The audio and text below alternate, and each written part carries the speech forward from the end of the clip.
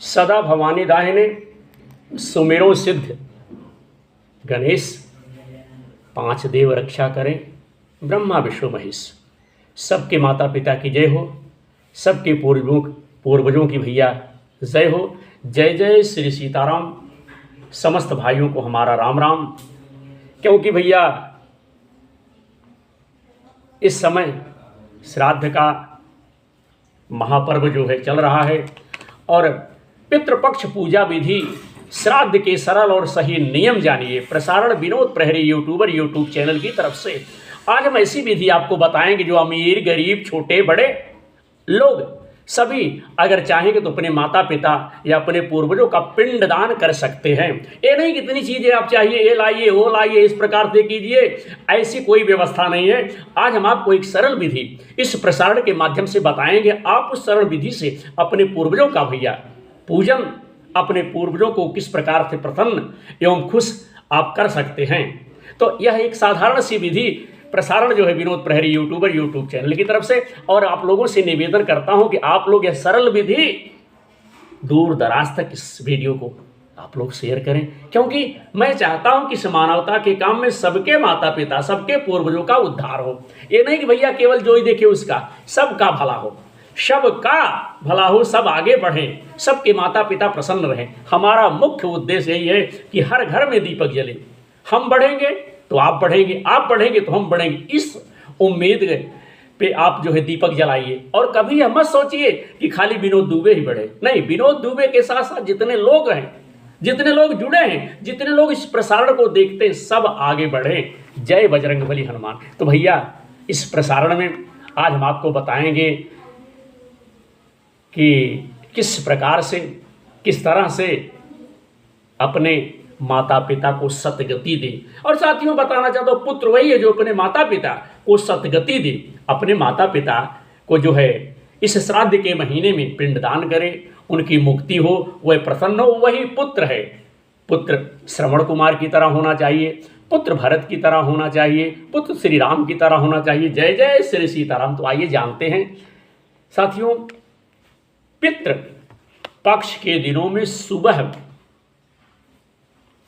उठकर स्नान करके देव स्थान व पितृ स्थान को गाय के जो है गोबर से लीप कर व गंगा जल से पवित्र आप करें। घर आंगन में अगर हो सके तो आप रंगोली बनाएं। महिलाएं शुद्ध होकर पितरों के लिए भोजन बनाएं। श्राद्ध का अधिकारी श्रेष्ठ ब्राह्मण या कुल के अधिकारी जैसे दामाद, भांजा, ब्राह्मण आदि को न्योता दे करके बुलावें आदर के साथ। ब्राह्मणों से पितरों की पूजा करावें एवं तर्पण आदि आप उनसे करावें। पितरों के निमित्त अग्नि में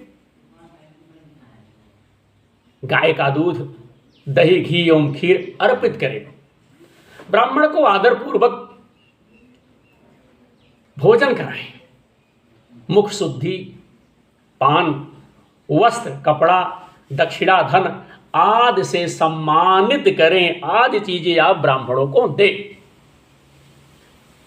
ब्राह्मण स्वास्थ्य वाचन तथा वैदिक पाठ करें एवं गृहस्थ एवं पितरों के प्रति शुभ कामनाएं जो है व्यक्त करें।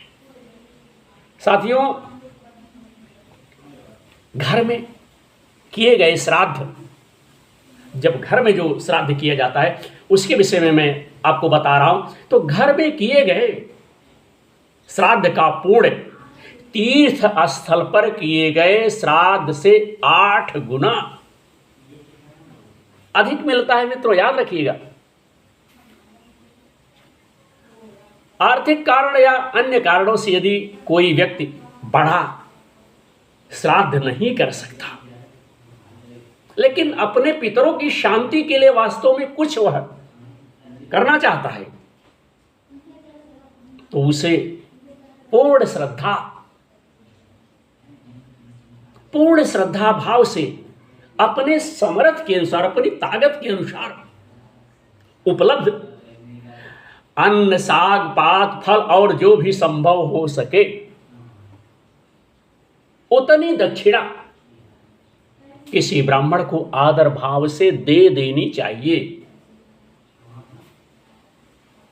यदि किसी परिस्थिति में यह भी संभव नहीं है, भैया नहीं कर पाए, आपकी हिम्मत नहीं है, आप समर्थ नहीं है यह करने लायक, तो यदि किसी परिस्थिति में यह भी संभव ना हो तो 7-8 मुट्ठी तिल जल सहित किसी योग्य ब्राह्मण को दान कर देना चाहिए। इससे भी श्राद्ध का पूर्ण फल साथियों प्राप्त हो जाता है, मिल जाता है। अरे हिंदू धर्म में गाय को विशेष महत्व दिया गया है। किसी गाय को भरपेट घास खिलाने से भी पितृ जो है प्रसन्न होते हैं। और गाय का महत्व तो हिंदू धर्म में बहुत बड़ा है। साथियों, यदि कुछ भी संभव ना हो, आप नहीं कर सकते, बिल्कुल बेकार ही हैं, आपकी आर्थिक स्थिति सही नहीं है, संभव ना हो तो किसी एकांत स्थान पर मध्याह्न समय में सूर्य की ओर दोनों हाथ उठाकर अपने पूर्वजों और सूर्य देव से प्रार्थना करनी चाहिए। प्रार्थना में कहना चाहिए, सूर्य देव से प्रार्थना करनी चाहिए कि हे प्रभु, अरे मैंने अपने हाथ आपके सामने फैला दिए हैं, खोल दिए हैं, हमने अपना हाथ जो है आपके सामने फैला दिए हैं। मैं अपने पितरों की मुक्ति के लिए आपसे प्रार्थना करता हूं। मेरे पितर मेरी श्रद्धा भक्ति से संतुष्ट हों, खुश हों। ऐसा करने से व्यक्ति को पितृ ऋण से मुक्ति मिल जाती है। भैया, जो भी श्रद्धा पूर्वक श्राद्ध करता है, सबसे पहले तो श्रद्धा होनी चाहिए। अगर आपके अंदर श्रद्धा नहीं तो आप श्राद्ध मत कीजिए।